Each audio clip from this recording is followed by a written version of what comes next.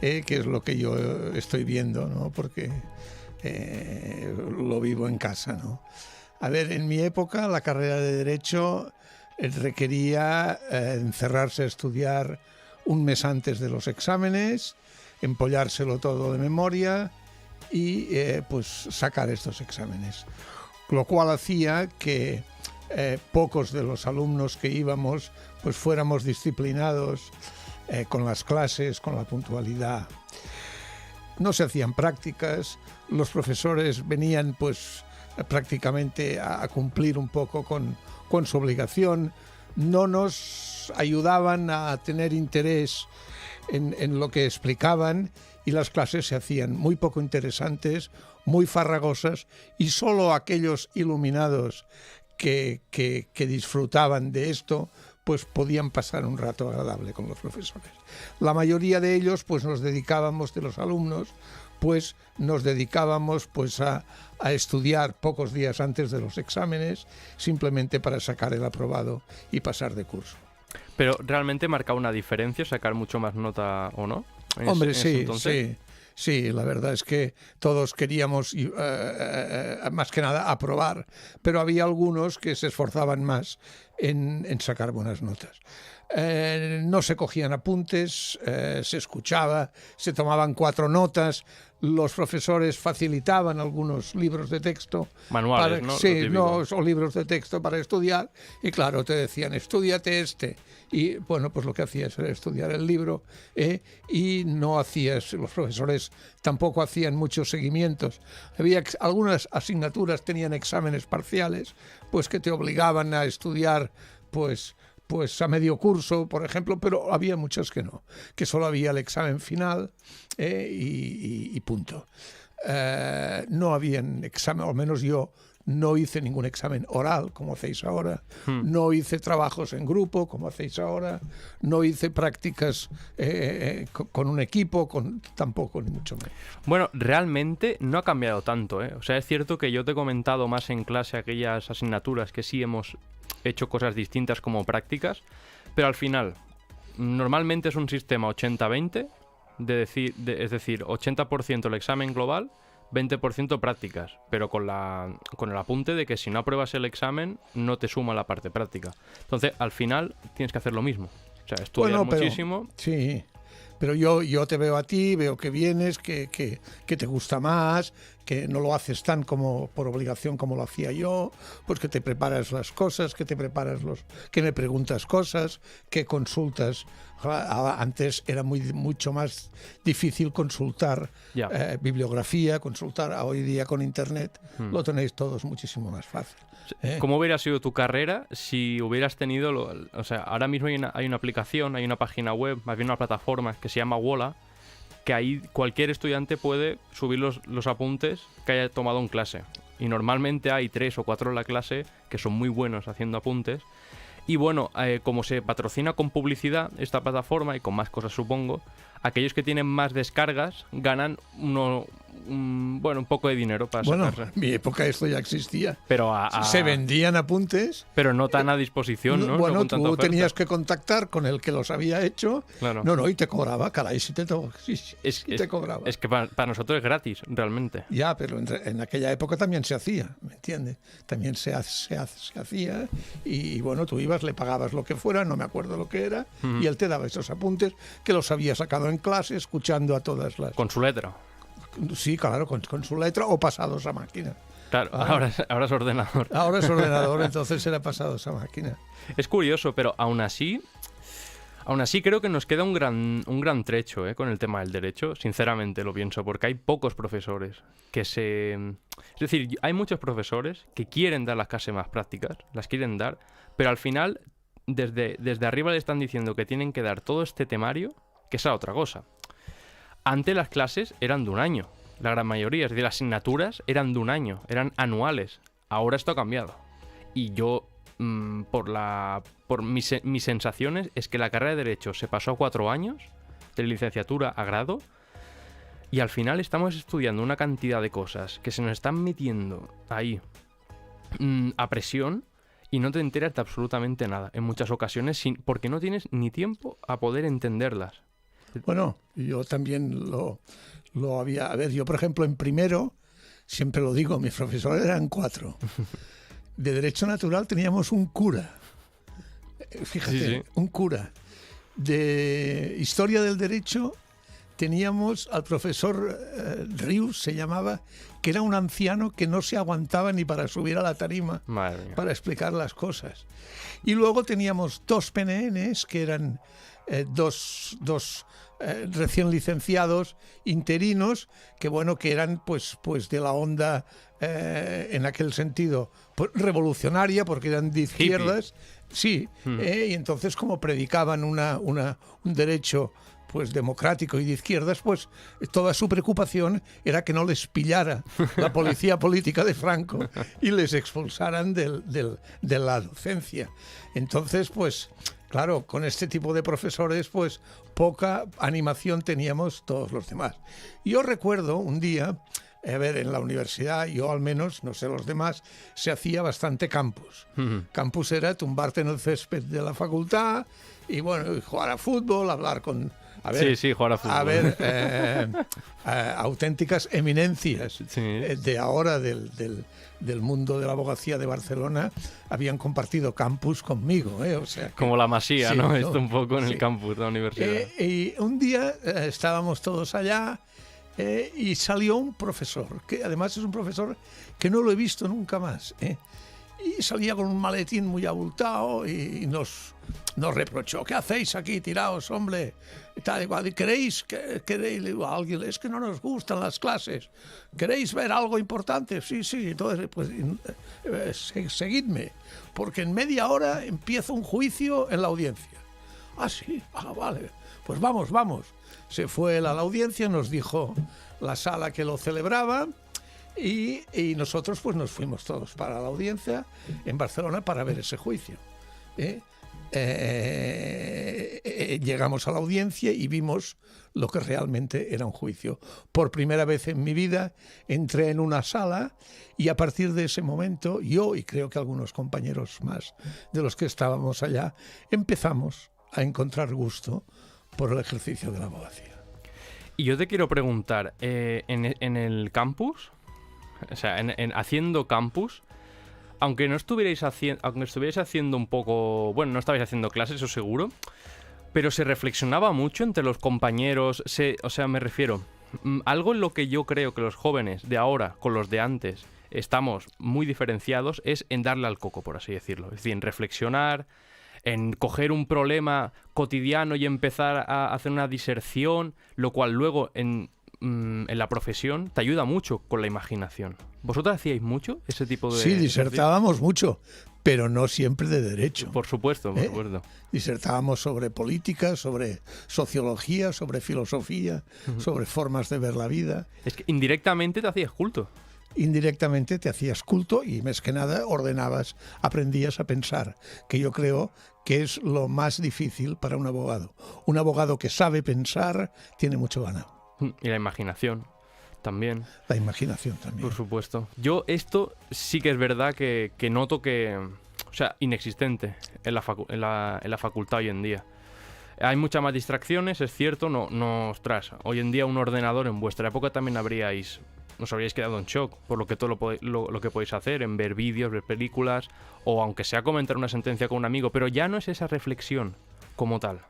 Ya no es esa reflexión. Y al menos en la universidad sí es cierto que tenemos asignaturas de filosofía, pero centradas en derecho. Que al final es, en mi opinión, más historia del derecho, con una rama más filosófica que no filosofía del derecho. Porque realmente, ostras, el derecho tiene una parte de filosofía muy bestia. Es decir, es un poder, al final, es el único límite que tiene el ser humano. Claro. Es lo único.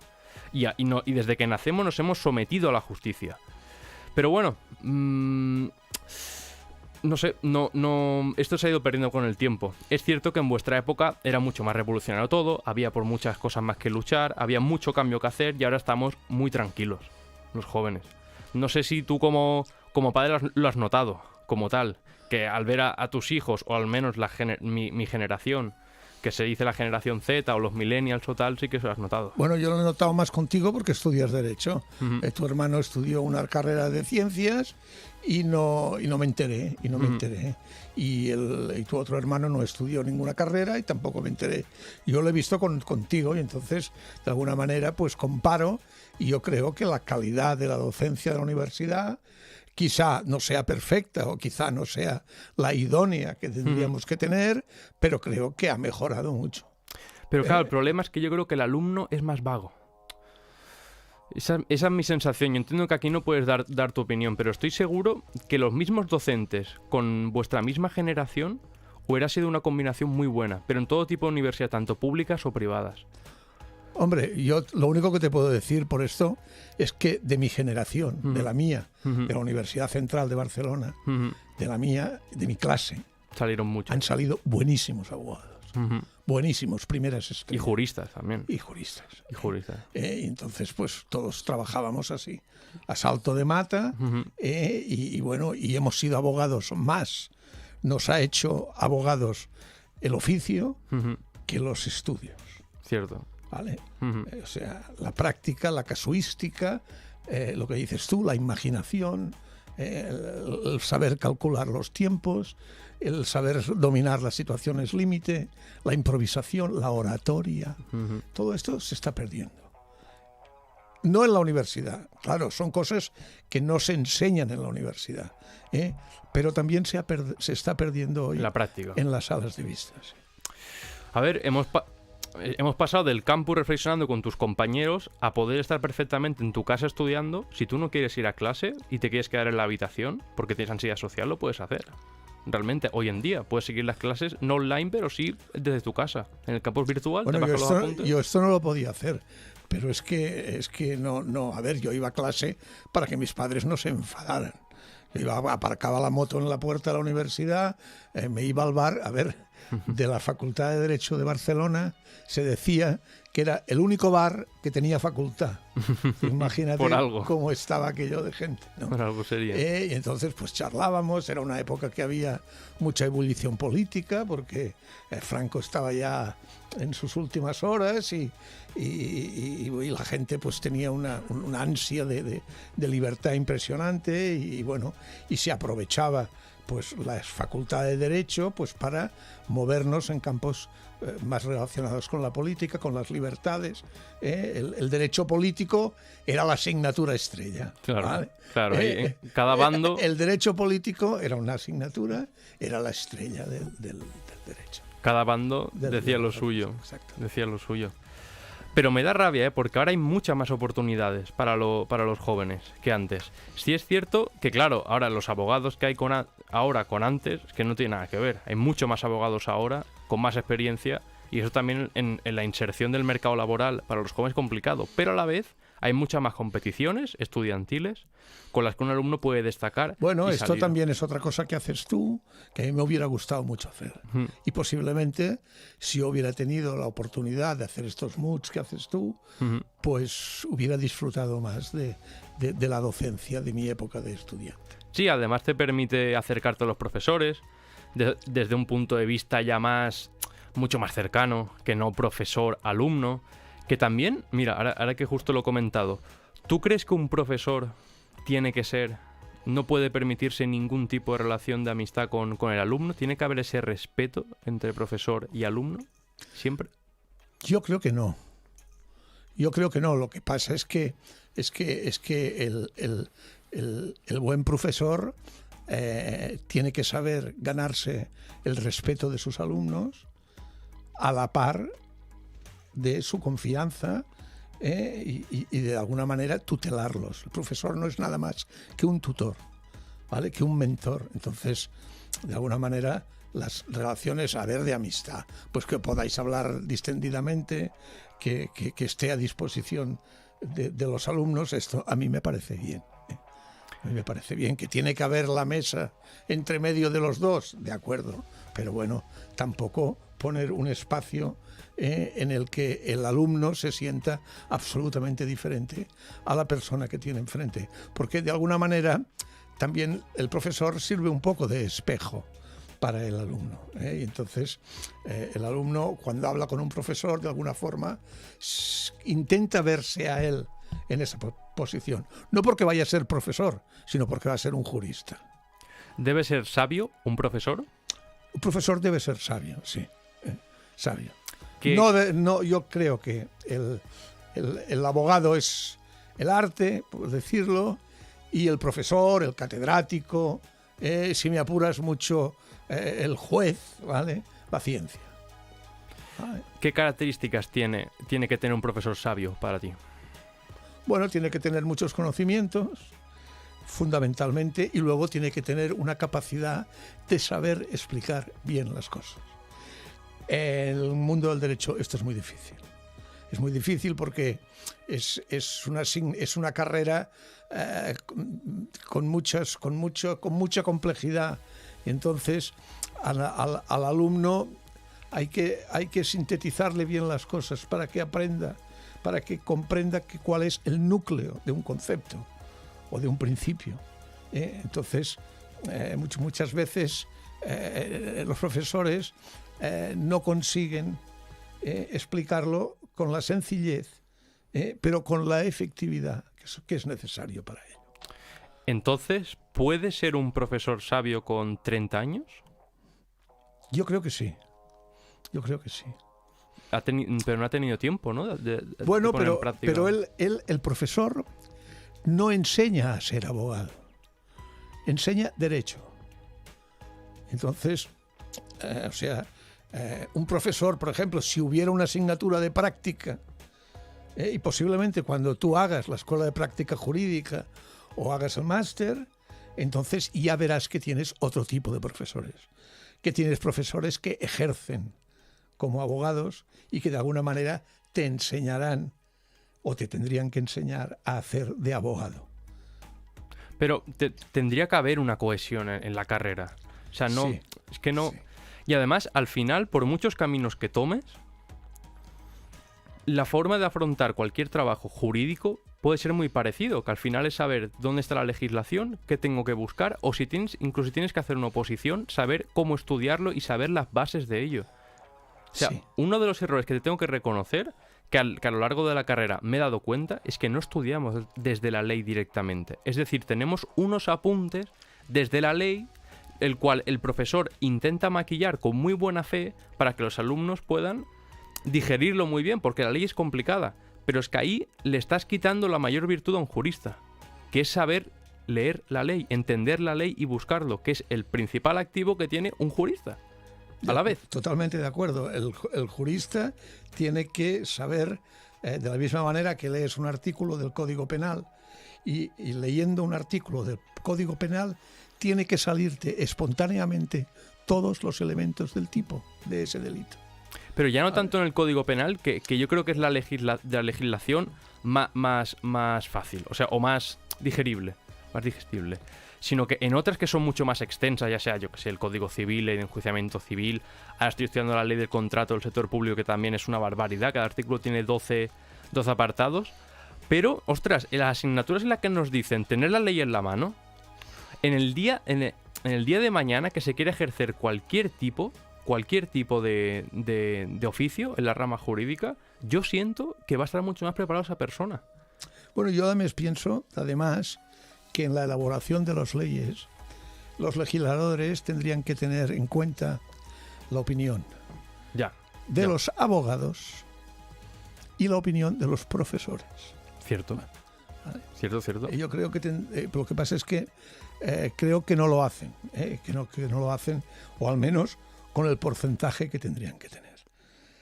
Y esto hace pues que a veces para entender un artículo de una legislación especial administrativa, pues necesites leértelo 4 o 5 veces. Sí. Porque además a veces están hasta mal redactados.